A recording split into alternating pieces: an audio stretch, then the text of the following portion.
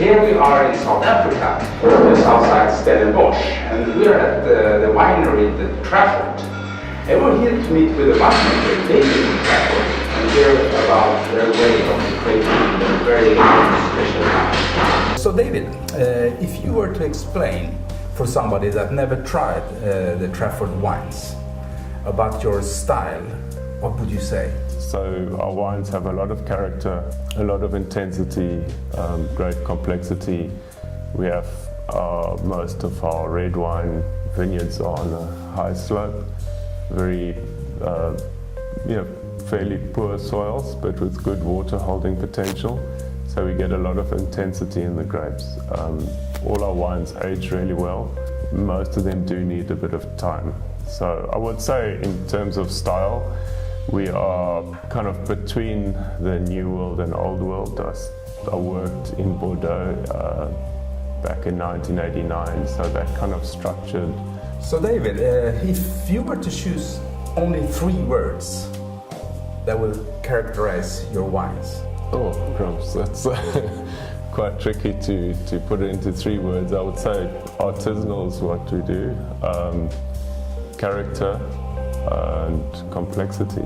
Can you tell me a little bit about the terroir? Where are we and why are you here? Well, we south of Stellenbosch, we're in the Stellenbosch region between the Helderberg and Stellenbosch mountains. We're about, the vineyard is around about 370 meters above sea level, going higher to about 420. These slopes in Stellenbosch, you get on the lower lying areas, you get a more shale-based soil and of course alluvial soils as well, which aren't usually ideal. And then very high up you get sandstone kind of soils, which are a little bit light for top quality wines. But in the middle you get the kind of granite belt, which is ideal if you get the right slopes with good clay content, because we're in quite a warm, dry area. My parents bought this farm really more like a retirement mountainside farm. It's about 200 hectares and didn't really farm as such, but I realized this is one of the great places in the world to grow Cabernet and Syrah. I can see here we have a fantastic lineup of bottles here. What do we have here on the table? Okay, as you can see, we do mainly red wines, but in 1995 decided to play around with some barrel fermented Chenin Blanc. It is the most planted grape in South Africa, and it has the ability of making top quality wine. Yeah, and each year we choose one of my wife's artworks, and she's doing eco-printed scarves, so it's a portion of the scarf that's on the label, and each year it's something different. The red wine labels are basically a plan of the cellar on the top, reflecting my architectural training. And we have the Merlot. This is quite a small production. In our area in Stellenbosch, it's a little bit warm for top quality Merlot, but being a little bit cooler here, it still produces really great wine. Very structured, a little bit more like a Cabernet actually. Then at the moment we actually sold out of our Cabernet Sauvignon, and we're showing in our tasting room the Cabernet Franc, which is something we produce very little of. But the Cabernet Sauvignon is one of our main wines we produce.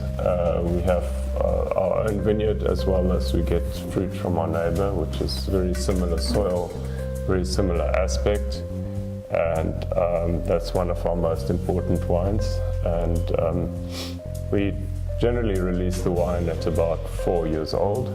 It spends nearly 2 years in barrels. We use about a third new French oak and the rest older barrels. With the Syrah, we basically have a really special vineyard on a steep slope, so that's pretty much a single vineyard wine, the Syrah 393. And then the blueprint Syrah, this wine, it reflects the the blueprint on the label, and that's kind of our second Syrah. It's mostly from our neighbour's vineyard, and we only use older barrels with that wine, but it's done exceptionally well. A few years back, it was the Platter Red Wine of the Year. And then our flagship wine is our Elevation 393. That refers to the height of this specific vineyard above sea level. And instead of a plan of the cellar, we have an elevation of our house where we live in the middle of the vineyard. So it again reflects that kind of architectural roots. And this is a blend of basically the best few barrels from the vineyard and a reflection of our blend and of the season. So in 2012, which is what we're currently selling, it's Cabernet Sauvignon, Syrah, Merlot and Cabernet Franc. So a smaller amount of Cabernet Franc. But it's usually a Cabernet Sauvignon-led blend.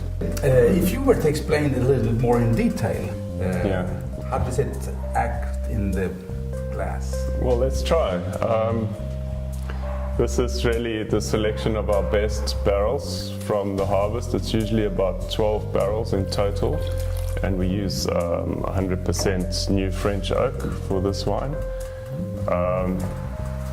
You can see it's starting to get a little bit of maturity, but still very dark, deep color.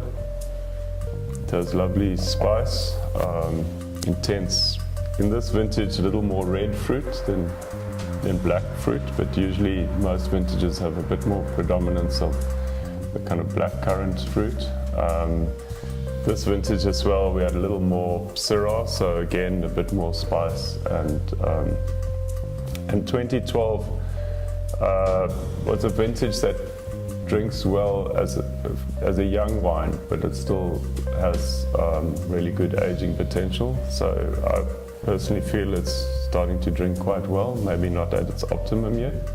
Now you got tons of people coming here, all the way in the hidden valley as we are.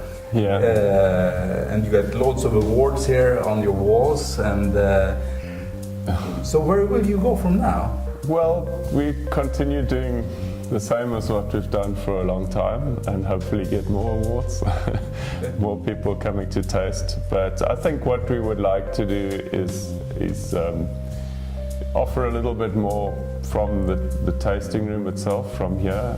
We are getting more people. Over the years, there've been a steady increase of foreign tourists. So I think for us, we've just recently started offering special tastings during the week by appointment, so one can do a vertical tasting using the caravan. If you were to give an advice to a young person that wants to become a winemaker, what would you say? Well, I'd say, attention to detail is crucial, and one should always bear in mind that producing good wine is about growing your grapes well, making good wine and selling well.